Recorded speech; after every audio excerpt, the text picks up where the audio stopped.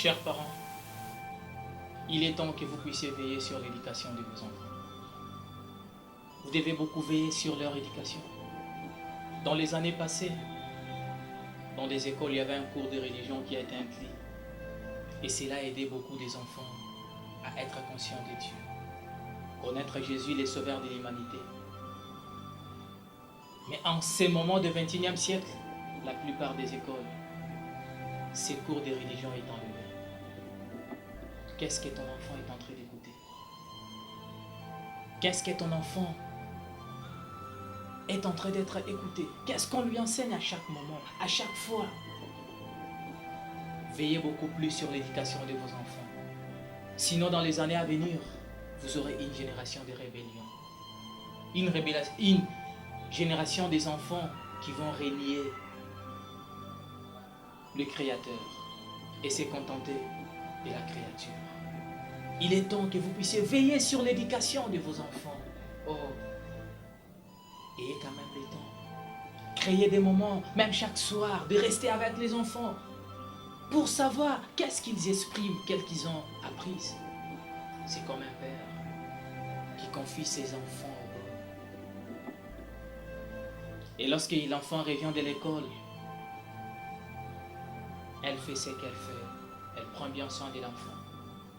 Et lorsque l'enfant va à l'école, son professeur lui dit 1 plus 1 égale 5.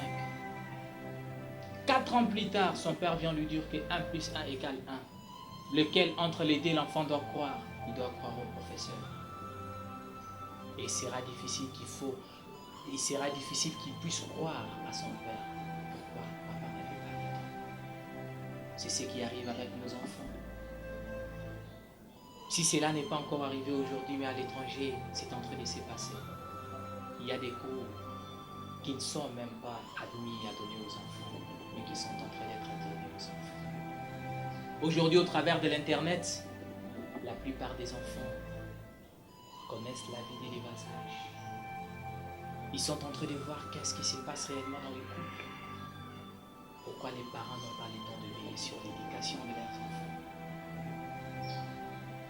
Un enfant qui connaît déjà les hommes à partir de 10 ans. Pose-toi maintenant la question, quand cet enfant-là aura l'âge de 21 ans, quelles expériences aura-t-il? Il est temps de veiller sur l'éducation de vos enfants. Où es-tu, Père? Tu as fait quand même l'effort. Tu as beaucoup prié. Oh Dieu, soutiens-moi. J'aimerais avoir cet enfant. Mais aujourd'hui, tu l'as. Qu'est-ce que tu en fais avec? Tu as confié les responsabilités aux autres. Ce sont eux qui prennent le temps d'amener ces enfants à l'école, faire quoi que ce soit. Toi, qu'est-ce que tu es?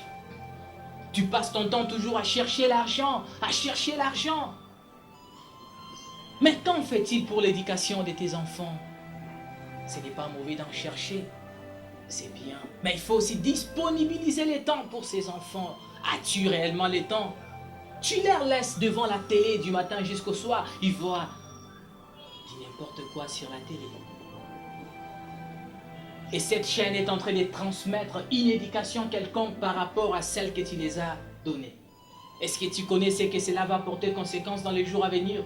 Point d'interrogation. Tu laisses tes enfants devant la télé. L'enfant est à l'âge de 10 ans. Mais tu le laisses. Il reste devant la télé à minuit pendant que tu dors. Aujourd'hui, on a des chaînes qui projettent n'importe quoi vers les aires tardives. Mais toi, tu laisses les enfants devant la télé de 23 heures. Et puis les matins, l'enfant te rencontre et dit, papa, je suis dormi aujourd'hui à 3 heures. Tu lui dis, oh, ma fille. Donc tu es tellement fatigué, tu gâtes l'enfant, mais tu es en train d'abîmer son avenir. Tout le temps, l'enfant est devant la télé. Tout le temps, l'enfant est devant les téléphones. Ce n'est pas mauvais, mais il faut avoir quand même un suivi quelconque. Il faut avoir un suivi. Lorsqu'on a un suivi, l'enfant peut constater quelque chose de mal. Il n'aura pas honte de s'approcher tout près de son père pour lui dire, papa, regardez ce que je suis allé voir sur l'internet. Est-ce vrai? Ah non, ma fille, tu vois ce que tu viens de voir là? Ce n'est pas vrai. Tu peux lui donner quelques arguments, quelques compliments quelconques. Mais tant que tu n'as pas les temps, l'enfant verra, il va commencer à garder. Trop ou tard, ta négligence portera conséquence. Il y a même de ses parents, ils étaient tout justement pressés de mettre au monde. Mais aujourd'hui, ils ont mis au monde. Ils ont laissé des enfants chez leur grand-père, d'autres chez leurs amis. Et ce sont eux qui prennent soin d'eux. Ils veillent sur leur éducation. On n'est pas contre, on est d'accord. Sachez très bien que toutes nos actions portent des conséquences. Il est temps que tu puisses prendre. Il est temps que tu puisses prendre les soins de tes enfants. Il est temps que tu puisses veiller sur l'éducation de tes enfants. Car un jour tu t'assureras et tu te rendras compte que tu étais trop négligent. Je ne veux pas qu'un jour que tu puisses le regretter. Car cet enfant que tu as ne t'a pas demandé l'autorisation de venir au monde. Mais c'est toi qui as voulu que cet enfant soit sur cette planète. Et tu dois en prendre soin. Je ne veux pas qu'un jour que tu puisses blâmer Dieu, non. Dieu t'a aidé, t'a soutenu, t'a donné des beaux enfants. Mais qu'est-ce que tu en fais avec? Tu leur confies à n'importe qui. Une personne qui vient à peine d'arriver chez toi, il n'a pas encore duré. Tout un coup, tu lui laisses rester avec tes enfants du matin jusqu'au soir. Il cause avec eux, il partage avec eux. Non, tu dois avoir d'abord le temps d'examiner la personne en question. D'examiner sa religion, d'examiner sa philosophie, ses pensées, et quoi que ce soit, afin de lui donner l'accès de rester avec tes enfants. Il y a d'autres, à cause de leur négligence, les enfants sont devenus des sorciers. Certains initiés aux sciences occultes et d'autres vivent dans n'importe quoi. Tout ceci parce que les parents ont été négligents. Il est temps, chers parents, que tu puisses éveiller ta conscience, veiller sur l'éducation de tes enfants, au lieu qu'un jour tu puisses regretter. Parce que lorsque tu regrettes, tu ne vas pas te blâmer, mais tu vas blâmer toujours quelqu'un d'autre. C'est ça notre faute en Afrique. Au lieu que nous puissions nous blâmer nous-mêmes, que c'est à cause de notre négligence, nous blâmons toujours quelqu'un d'autre. Et lorsque nous blâmons quelqu'un d'autre, cela va changer quelque chose? Non. Non.